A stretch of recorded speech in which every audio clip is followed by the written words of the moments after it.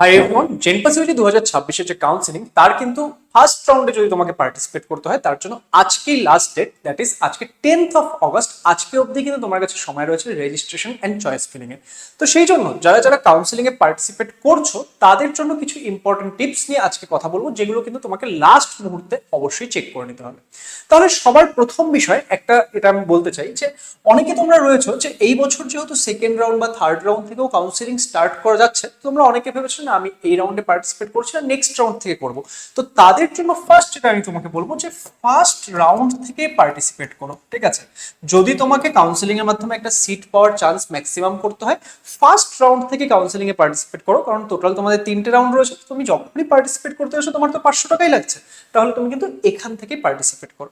Next, second point যেটা এখানে তোমাকে মনে রাখতে হবে, দেখো যারা যারা অলরেডি কাউন্সিলিং এর জন্য রেজিস্ট্রেশন করে নিয়েছো এবং চয়েস ফিলিং করে নিয়েছো কিন্তু এখনো চয়েস লক করোনি, যারা চয়েস লক করে দিয়েছো তারা তো পুরোপুরি করে নিয়েছো, কিন্তু যারা এখনো চয়েস লক করোনি, চয়েস লক করার আগে খুব ভালো করে প্রপারলি দেখে নেবে যে তুমি যেই চয়েসগুলো সাজিয়েছিলে সেই চয়েসগুলো তোমার প্রায়োরিটি অনুযায়ী প্রপারলি সাজানো আছে কিনা। মানে চয়েস লক করার আগে হুটহাট করে কিন্তু লক করবে না, অবশ্যই একবার কনফার্ম করে নেবে যে তুমি যে চয়েসগুলো সাজিয়েছো সেটা তোমার প্রায়োরিটি অনুযায়ী প্রপারলি আছে কি নেই। এবং এই ক্ষেত্রে একটা জিনিস সাজেস্ট করবো যে দেখো তুমি যদি নিজে থেকে লক না করো তাহলে কিন্তু সেটা আজকের পরে অটোমেটিক্যালি লক হয়ে যাবে। তো সেই জন্য তোমাকে কি করতে হবে, তুমি যদি প্রপারলি সাজিয়েছো কি সাজানো সেটা অবশ্যই একবার লগ ইন করে চেক করে নাও, যাতে কোনো রকম কোনো ভুল না থাকে। কারণ সেই চয়েস ফিলিং এর উপর বেস করে কিন্তু তোমার কলেজের সিলেকশন আসবে। তো সেই জন্য চয়েসটাকে লক করার আগে ফাইনাল যে একবার চেক করার বিষয়টা, সেই চেক করার বিষয়টা সবাই করে নাও। দেখো আজকে আমি তোমাদের এটা করবো না যে তুমি কিভাবে কি করবে না করবে, সেগুলো অলরেডি গাইড করে দিয়েছি। আজকে কিছু ফাইনাল টিপস দিচ্ছি যেগুলো তোমাকে কাউন্সিলিংটা বেটার করতে হেল্প করবে।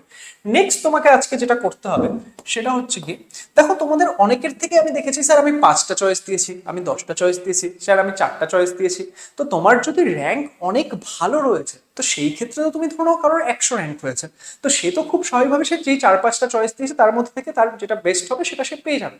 কিন্তু তোমার র্যাঙ্ক যদি একটু পিছের দিকে থেকে থাকে এবং তুমি যদি সেখানে কলেজ প্রপারলি দিচ্ছ না, ধরো নাও নার্সিং এর 25টা কলেজ রয়েছে, তুমি দিচ্ছ না গভর্নমেন্ট কলেজ, তুমি দেখা গেলো 15টা কলেজ দিয়েছো, তাহলে সেই ক্ষেত্রে কি, সেই ক্ষেত্রে কিন্তু তোমার কলেজ পাওয়ার চান্সেস কমে যাবে। তো সেই ক্ষেত্রে যাদের র্যাঙ্কটা একটু পিছনের দিকে রয়েছে, যাদের র্যাঙ্কটা একটু লোয়ার রয়েছে, তুমি নার্সিং ট্রাই করো বা প্যারামেডিক্যাল ট্রাই করো বা দুটোই ট্রাই করো, তুমি কিন্তু সমস্ত কলেজ এবং সমস্ত কোর্সগুলোকে প্রপারলি সাজানোর চেষ্টা করো। হ্যাঁ, এবার তুমি দেখছো যে এক্সাম্পল কেউ নার্সিং ম্যাক্সিমাম প্রায়োরিটি, সে দেখছে যে তার একটা নার্সিং এ হওয়ার সার্টেনটি আছে কিন্তু মোটামুটি এমন র্যাঙ্ক যে হয়ে যাওয়ার একটা চান্স রয়েছে, অ্যান্ড সে সঙ্গে প্যারামেডিক্যালও দিচ্ছে। সেই ক্ষেত্রে হয়তো তুমি প্যারামেডিক্যালের একদম লোয়ার কোর্সগুলো তুমি দিলে না, কারণ তোমার ম্যাক্সিমাম ইচ্ছা নার্সিং যাওয়ার, কিন্তু কয়েকটা তুমি প্যারামেডিক্যালের ভালো কোর্স ভালো কলেজও দিয়ে রাখছো, যদি সেখানে হলো সেখানে গেলে সেই ক্ষেত্রে আলাদা ব্যাপার। কিন্তু আমি তোমাকে বলবো যে তুমি কিন্তু বেশ কিছু চয়েস দাও অ্যান্ড ম্যাক্সিমাম যতটা পারো ততগুলো চয়েস দেওয়ার চেষ্টা করো যাদের একটু র্যাঙ্ক পিছে, কারণ তাহলেই কিন্তু তোমার যে কলেজ পাওয়ার সম্ভাবনা সেটা ইনক্রিজ হবে। তাহলে আমি এখানে কি বলবো যে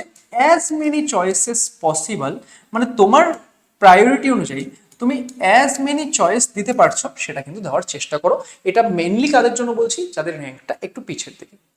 নেক্সট তোমাকে দেখো আজকে তোমাকে এই কয়েকটা কাজ তো করে নিতে হলো, তারপর নেক্সট কাজ তোমাকে করতে হবে। দেখো তোমাদের যে ফার্স্ট রাউন্ডের অ্যালটমেন্ট রেজাল্ট সেটা কি, সেটা 12 তারিখে চলে আসছে। আজকে কি, আজকে হচ্ছে তোমাদের 10 তারিখ। তাহলে এই মুহূর্তে তোমাদের যদি 12 তারিখে অ্যালটমেন্ট চলে আসলো, তাহলে সেখানে তোমাদের কি প্রয়োজন হবে, তোমাদের কিন্তু অনলাইনে যে সিট অ্যালটমেন্ট ফিস সেটা পেমেন্ট করতে হবে। অ্যান্ড তার সঙ্গে আমাদের কি করতে হবে, যদি আমাদের অ্যালটমেন্ট চলে আসতো তাহলে আমাদের কিন্তু ভেরিফিকেশনের জন্য যেতে হবে। অ্যান্ড দেখো এক্ষেত্রে আমাদের যে বোর্ডের শিডিউলটা সেখানে আই গেস 16 তারিখ অব্দি লেখা রয়েছে, কিন্তু একটা জিনিস বুঝবে যে 12 তারিখ তোমাদের অ্যালটমেন্ট আসার পরে 13 আর 14 এই দুদিন কি, এই দুদিন তো বৃহস্পতি শুক্রবার হলো, কিন্তু তারপরে 15-16 সেই দুদিন কিন্তু ছুটি থাকছে, তাই না? যে 15 তারিখ আমাদের হচ্ছে ইন্ডিপেন্ডেন্স ডে অ্যান্ড 16 তারিখ হচ্ছে সানডে। তাহলে তোমার কিন্তু ম্যাক্সিমাম মানে কলেজে কিন্তু এই 3 দিনের মধ্যেই ডাকবে, তুমি কিন্তু 15-16 তারিখের আশায় থেকো না। তো সেই জন্য সবাই একদম প্রপারলি রেডি থেকো যাতে তোমরা কাউন্সিলিং এর পার্টিসিপেট মানে যদি অ্যালটমেন্ট আসলো তাহলে যাতে তোমার যেই কলেজে আসে সেখানে যাতে তুমি যাওয়ার জন্য রেডি থাকো, এই বিষয়গুলো তোমাকে মাথায় রাখতে হবে। আর এখানে যখন ভেরিফিকেশনে যাবে তখন তো তোমার বিভিন্ন ডকুমেন্টসগুলোরও প্রয়োজন হবে, তাই না?